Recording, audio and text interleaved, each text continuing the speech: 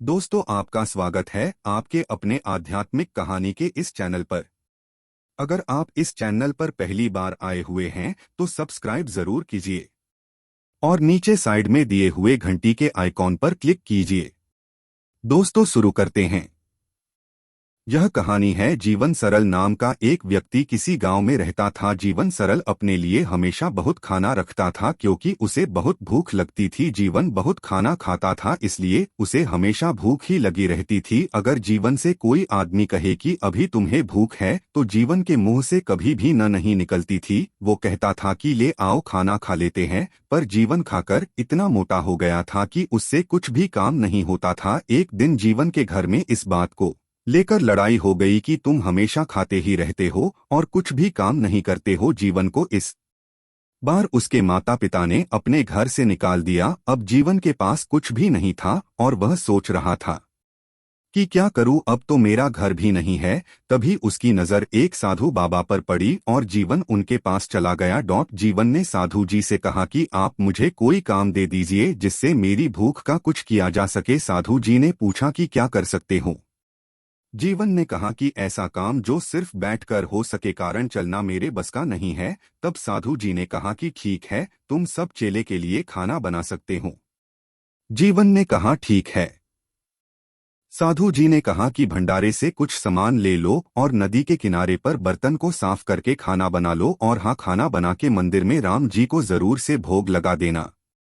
जीवन अपने साथ कुछ आटा और सब्जी बनाने के लिए सामान को लेकर चला गया। साधु जी के पास सिर्फ 8 चेले थे जिनका हर रोज खाना बनता था। उसी के हिसाब से एक चेले ने सामान दे दिया और सामान को लेकर जीवन चला गया। और जब खाना बनाने लगा तो जीवन को गुरुजी की बात याद आई तो इधर उधर राम राम कहकर आवाज देने लगा। फिर जब कोई नहीं आया तो सोचा ठीक है, राम आएगा तो उसे भी दे दूंगा। मैं तो इधर उधर जाने में थक जाता हूँ। और फिर खाना बनाने लगा।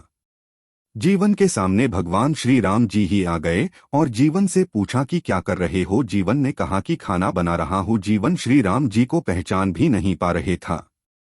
श्री राम जी ने कहा कि क्या तुम थोड़ा भोजन मुझे भी खिला सकते हो। जीवन ने कहा कि ठीक है। जब भोजन बन चुका तो जीवन ने श्री राम जी को भोजन दिया और भोजन करके श्री राम जी बोले कि अगले दिन हम और हमारे भाई भी आएंगे, उनके लिए भी भोजन तैयार कर लेना।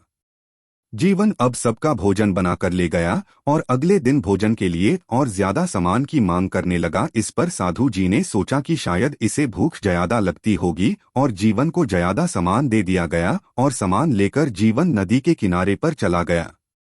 जब जीवन ने खाना बना लिया तो श्री राम जी के साथ लक्ष्मण भी आ गए और खाना खाया। इस बार श्री राम जी ने कहा कि कल हम अपनी पत्नी के साथ आएंगे, उनके लिए भी खाना बनाना। जीवन भी सोच में पड़ गया कि अब क्या होगा, अब तो और भी ज्यादा खाना बनेगा। अगले दिन जीवन ने खाने के लिए और ज्यादा सामान मांगा तो साधु को कुछ शक हुआ, कहीं ये सामान को बेच तो नहीं रहा है। इसलिए साधु जी भी उसके पीछे चले गए। तब साधु ने देखा कि जीवन खाना बना रहा है और उसके साथ श्री राम जी और सीता जी भी है। साधु धन्य हो गया, उन्होंने ने भगवान के दर्शन कर लिए थे। साधु जी उनके पास गए और श्री राम जी के चरण धोकर उनका स्वागत किया। और तब जीवन को पता चला कि यह तो भगवान श्री राम जी है और जीवन ने उनको प्रणाम किया और अपने हाथों से खाना दिया। दोनों का जीवन धन्य हो गया था। साधु जी को भी शिष्य जीवन सरल की वजह से आज भगवान के दर्शन हो गए थे।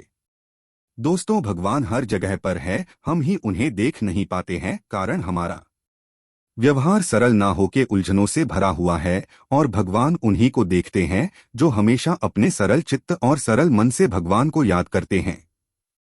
दोस्तों, अगर आप इस चैनल पर पहली बार आए हुए हैं, सब्सक्राइब जरूर कीजिए और साइड में दिए हुए घंटी के आइकॉन पर क्लिक कीजिए।